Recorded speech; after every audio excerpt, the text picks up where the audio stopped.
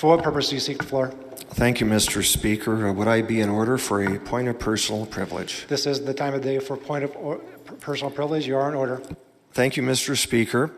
Good evening, Mr. Speaker. Good evening, ladies and gentlemen of the House.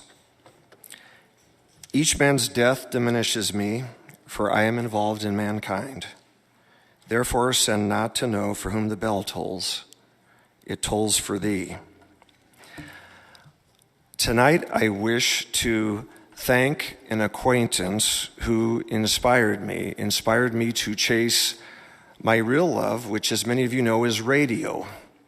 In 1975, at the McKee Invitational in Muscatine, Iowa, I competed in radio broadcasting, tried to emulate the great Keith Berman from American Contemporary Radio, won a trophy, but as I continued in high school, college, later in life, I was told that was not aspirational. I couldn't make money doing that.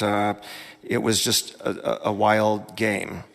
I was married in 1988, first year of marriage, living in Davenport, Iowa, and working one morning on a sultry August day on WOC, where Ronald Reagan began to earn his chops.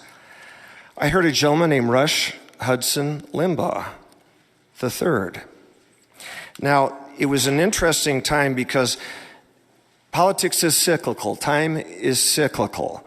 I remember as a youth, Richard Nixon winning 49 states and being de facto impeached. I remembered after Iran-Contra, Ronald Reagan winning 49 states and being close to de facto impeached. And at that time, we simply had the two wire services, the three networks, and the Times and the Post.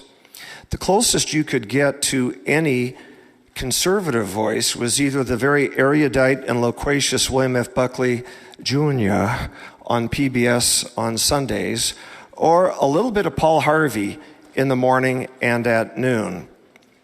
What Rush did, I know he's got many detractors, but he was an inspiration for many people to chase their dream.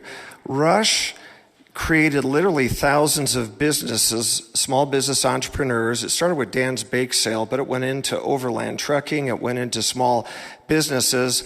And when you think of what he overcame in his career, he overcame prescription addiction. He had a terrible fight with deafness and hard of hearing. Obviously, the stage 4 lung cancer that took his life was a brutal finish physically for him. But he did embody something of the American spirit and optimism, a sense of American exceptionalism, that America was the greatest force for good and liberation on the planet, and extolled the beauties of free market enterprise capitalism, which we so needed. And so for many of us, when Rush pontificated, pontifex means bridge builder. Rush Limbaugh was the bridge between the Reagan era during the heavy years of conservative losses, the Dole years, the McCain years, the Romney years. He was the sinew that kind of kept things together.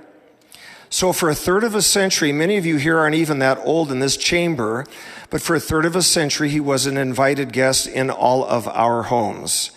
Rush covered the Iowa caucuses in 2012. He had our Trainer Iowa caucuses. He had all of us talking on his radio show. I'm really grateful to Rush for doing that. You know, he loved Iowa, and if you really want to know about Rush, you have to understand he's from Cape Girardeau, Missouri.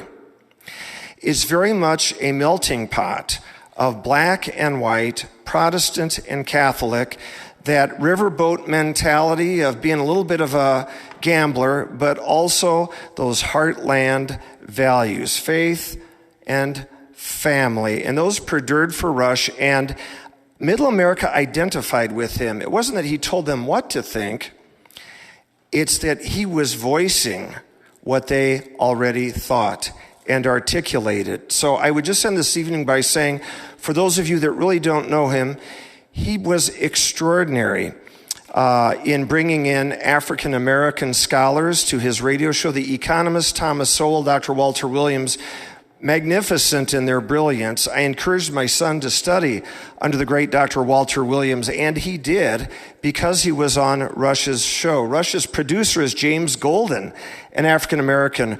Rush raised record amounts of millions of dollars for the Leukemia and Lymphoma Society, for our first responders, for our veterans. And for me, 40 years later, he in his own way inspired me to try to do radio in 2014.